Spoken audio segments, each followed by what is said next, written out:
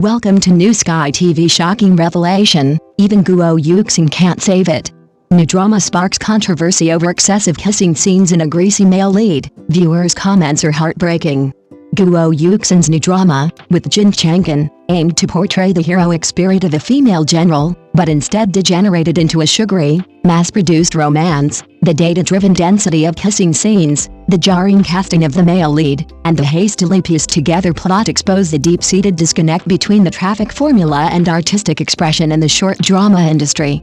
Viewers expected a Buddha jumps-over-the-wall dish, but what was served was an overheated ready-made meal kit. Some chefs are Michelin 3-star chefs, emphasizing ingredients, cooking time, and creativity, offering a dish that allows you to savor the philosophy of life. Some chefs are like street food stalls, highlighting the wok aroma, and cost-effectiveness, providing a sliver of comfort in the cold night. And then there are chefs who specialize in pre-made meal kits for student cafeterias. Their core competitiveness isn't deliciousness, but speed, cost control, and assembly line production. His goal isn't to make you eat to your heart's content, but simply to provide something hot when you're hungry, and to keep you from causing trouble.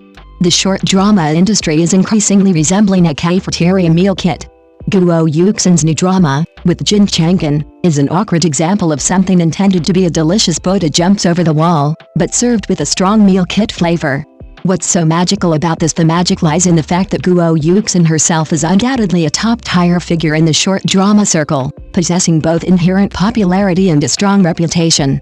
Just think about it, the over 4 billion views of Summer of Fendra. What does that mean?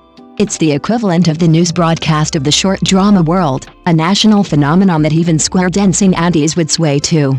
People perceive her as having acting skills, good looks, and the kind of talent who can create something extraordinary from a small space.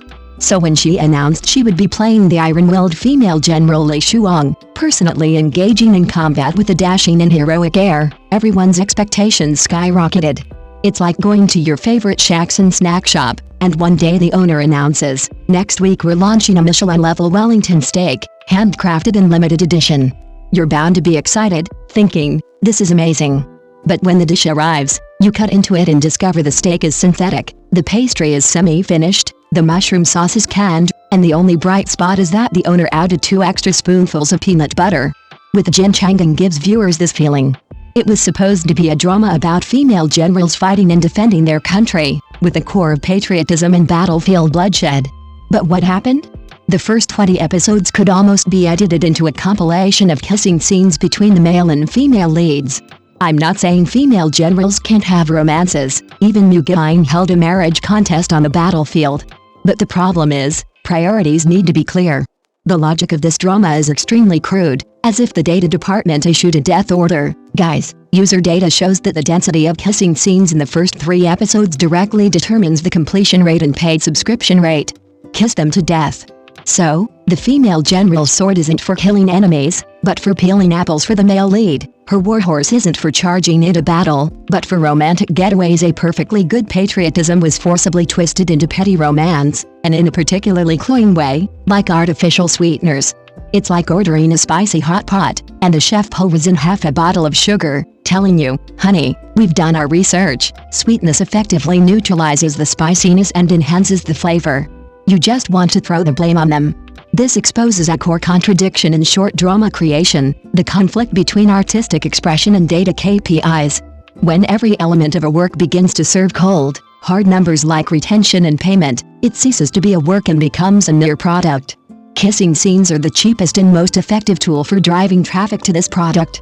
As for story logic, character arcs, sorry, these things don't bring direct paid conversions. If the plot is a product manager's lapse in judgment, then the casting of the male lead is the purchasing department drastically cutting costs. Yan Zixin's portrayal of Jinan is actually quite compelling, a double agent, both righteous and villainous. Playing this kind of role well can be incredibly effective at gaining fans, like printing money. However, the problem is that audiences, especially those watching historical romance dramas, are extremely honest visual creatures. Many netizens' complaints are very direct, summed up into words, greasy. This greasy feeling isn't about the actor themselves, but rather a sense of disharmony created by the specific makeup, lighting, and character design. The proportions of their facial features look strange on camera. Standing next to Guo Yuxin, they don't look like a couple, but more like a client and service representative who haven't reached an agreement. Their faces clearly showing outward harmony but inward discord. This is fatal. Historical romance dramas, in essence, sell a kind of fantasy. What audiences want to see are pleasingly handsome men and beautiful women, engaging in a romance that transcends reality in a beautiful setting. The chemistry between the leads is the foundation of this fantasy. Now that the foundation has collapsed, no matter how magnificent the building on top is, the audience won't be able to connect with the story. It's like selling a Hermes bag but using a cheap, faded packaging from Pinduoduo.